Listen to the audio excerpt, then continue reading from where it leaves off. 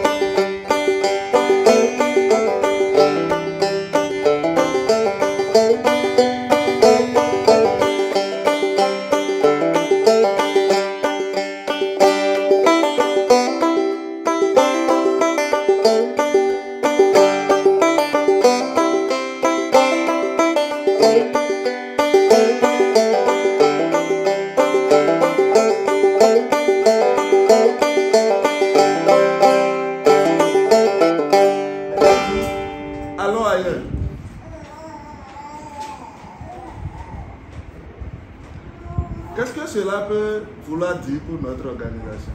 Vous savez, quand on commence quelque part, on a le renommé. Et Jésus était déjà bien connu, la foule, le monde, tout ça. C'est un facteur qui retient les gens. Ou bien, tu as déjà de renommée et tout. C'est un facteur qui empêche de bouger. Ce travail vous-même, les amis, vous pensez que ça peut être fait par qui? Les gens qui se cherchent encore, qui se demandent comment il faut construire leur vie, ne sont pas dignes de ce travail. Non, mon projet c'est de construire le royaume de Christ, étendre son règne. Les gens comme ça, on les appelle les missionnaires dans la mission. Ils viennent dans la mission pour trouver leur compte. Nous n'avons pas besoin des missionnaires. Ils peuvent accomplir des tâches missionnaires. Mais ils ne sont pas là pour investir leur vie. Nous n'avons pas besoin des missionnaires, mais des missionnaires. Des gens qui font don de leur vie, qui vouent toute leur vie pour étendre le règne de Christ. Moi, je m'appelle Hippolyte Aïpévou. Je suis dans la maison Campus pour Christ depuis 2001. C'est une très bonne chose. Et je pense que ça nous a aidé à revoir nos engagements et à nous réengager comme il le faut. Je rends grâce à Dieu pour l'initiative. Je prie que le Seigneur nous motive davantage. Ça nous a permis de penser à autre chose au travers des différentes visites. Nous sommes ressourcés, nous sommes libérés. Et aussi les instants où on a passé, les instants de méditation étaient formidables parce que ça nous a refocalisé sur la mission. Tout a été clarifié de sorte que chacun peut savoir sur à quoi il doit désormais s'attacher. Et là, ce ne serait pas un engagement pour la forme, mais un engagement sachant. C'est ça qui est important dans cette semaine que nous avons passée. Ça nous a permis de nous retrouver, de nous connaître et de faire un bon brassage. Ça, nous avons partagé la parole de Dieu ensemble.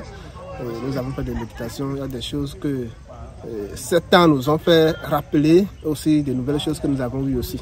Ça nous a permis d'être édifiés, de nous nourrir spirituellement et d'échanger avec les autres équipiers de parcours, de pouvoir mieux les connaître. On voit une retraite spirituelle qui a 2 dimensions.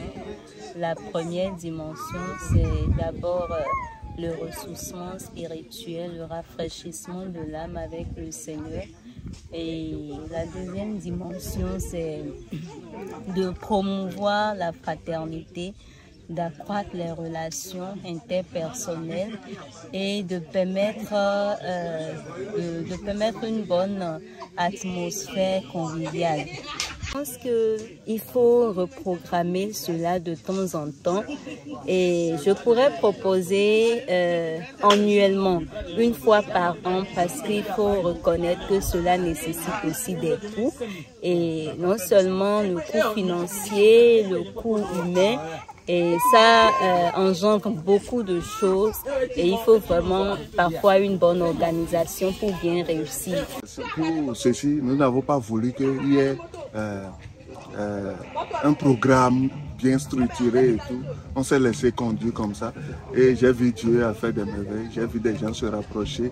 J'ai vu aussi les gens compris le thème et dans leurs échanges, tu vas entendre allons ailleurs, allons ailleurs.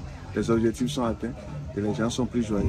Encourage ami, encourage ami, nous irons joyeux.